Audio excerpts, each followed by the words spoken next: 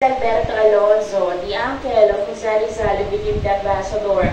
So he inherited the house and then later on he got married to Chodora Formoso. Don't be confused. His wife was Chodora Formoso and then his half-sister was Chodora Alonso. Both were named Chodora. So anyway, since Jose Alberto Alonso was the ambassador at the time, he was always out of the country and his wife, Chodora Formoso, was always being left alone in this house. And because of that, Chodora Formoso formed a secret affair with the captain of the civil guards.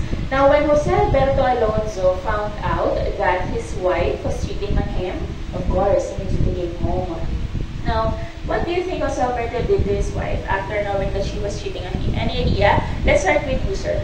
What would you do if you were in his place? You caught your wife cheating on you. Let's pretend that mom isn't here. What would you do? Punch her? How about you, sir? What would you do if you were in his place? You caught your partner or wife cheating on you? I'll confront her first, of course. Okay, wow, of course. Confront her first before punching her. Anyway, for you to find out what happened next, I'm going to continue the story on the second floor of the house because I'm also going to show you the room where it all happened. Okay, so kindly remove your footwear here. We're going up. Hold on to the baluster, the staircase and the floor. It's a bit slippery. So take your time. This way, please. Yeah, just leave here. Yeah, I think it's Yeah. I can leave mine here, and then when I come back, only one left. No.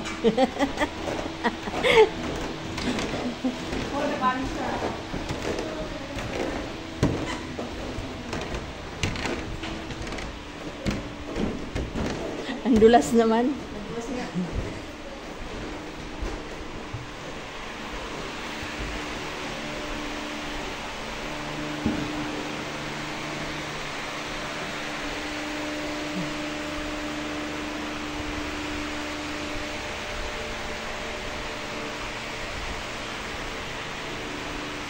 Ayan, okay. So when Jose Alberto Alonso found out that his wife was cheating on him, of course, he immediately came home and he locked her up in the bedroom. Sure, he just locked her up. He didn't punch her or kill her right away. Okay? He just locked her up in this bedroom. And during and during that time, the one who was bringing food to Chodora Formoso was her sister-in-law, Chodora Alonso, the mother of Rizal. But one day, Formoso wrote a letter saying that she was being imprisoned by her husband and allegedly Chodora Alonso was trying to poison her through the food that she was bringing to her every day. She threw the letter out of the window and one of the civil guards found it. And since her lover was the captain of the civil guards, when the authorities found out what was happening inside this house, they immediately came and they arrested Jose Alberto Alonso and Chodora Alonso. So they were the ones who were sent to prison.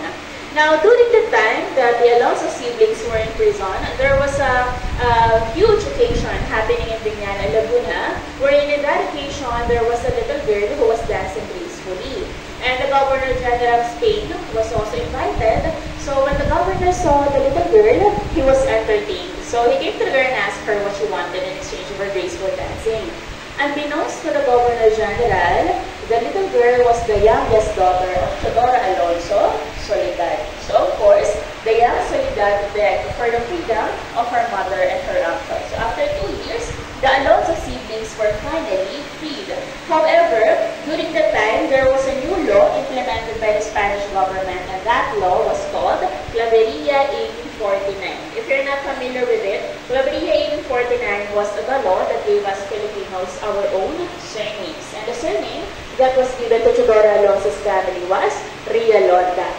If you remember from the full name of Jose Rizal, Zapatacio Macario Rizal Alonso Rialonda was the given surname to them by the Spaniards. But since Chodora Alonso just got out of prison, she forgot to add the Rialonda in her signature. So when the Spaniards saw it, they thought she was not obeying the law. So for the second time, Chodora Alonso was arrested again, but this time, her punishment was to walk 50 kilometers from Calamba to Santa Cruz, Laguna without wearing any footwear. Now, during the time, our national hero, Dr. Jose Rizal, was only a little boy, around 10 years old, but he already saw the cruelty of the Spaniards. And that gave him the inspiration in writing some of his novels, like El Filibusterismo and Noli Me Tangere, because of what they did to his mother. Okay? So, earlier, I told you that the houses are original, but obviously, they are not 100% original. Usually, the wooden parts of the house, like the floor, the ceiling, the doors, anything that is made of wood, usually that's original. But when it comes to the wall, which is usually made of stones or bricks, that's only a replica.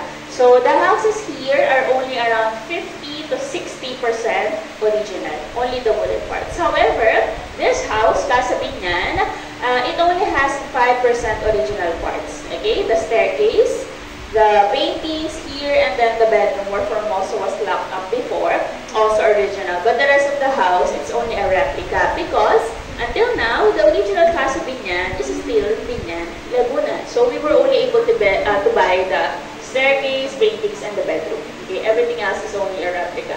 So anyway, let me introduce the previous owners. This is Jose Alberto Alonso, the uncle of Jose Rizal, who became the ambassador. This one, his wife, Teodora Formoso, the one who cheated on him. So since she cheated, of course, eventually they separated. So what Jose Alberto did, he sold this house to another family. And this house was bought by Doña Magdalena Arevalo Leiva.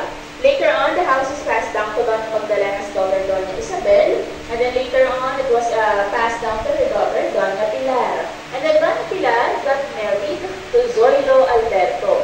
Coincidentally, her husband, Zoilo Alberto, also happened to be the nephew of Jose Alberto Alonso. So meaning, the house was sold to another family, but later on, it was returned to the property of the Albertos. That's why in Binyan, Laguna, this house is also known as the Albertos Mansion. Okay? So anyway, I'm going to give you a few minutes now. You can take some pictures. Pakiusap lang po, we're not allowed to sit on the chairs, on the kama. So the furniture inside the house, they're antique. Okay? So please, you can take pictures but don't sit on the chairs po. Thank you. Welcome to Casa Binyan from Laguna. Thank you.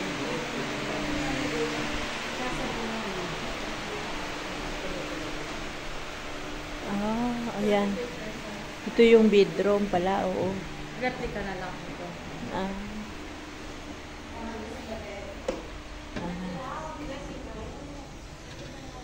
Ayan. Ito yung Casa Binyan. Ito yung unang house na bali dito sa ano namin ngayon sa Las Casas, Pilipinas is 4 na bahay lang yung papasukin namin. Yan yung anak ko. So, ito yung bed.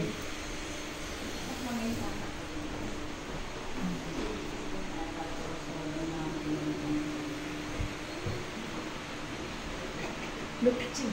No touching? Yeah. No touching. No touching.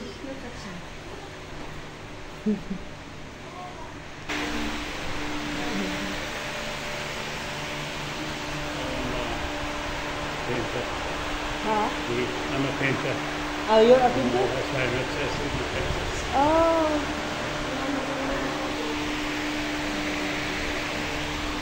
Ate, painter din pala siya, ano?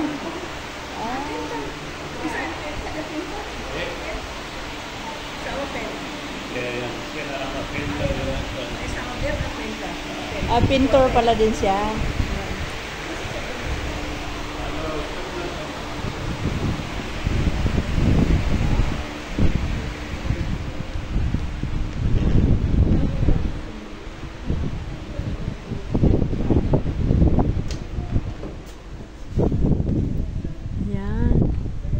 So, isang bahay lang to. Ang lawak pala, grabe. Yan si Dr. Jose Rizal. Ito yung ano, Dr. Jose Rizal ano.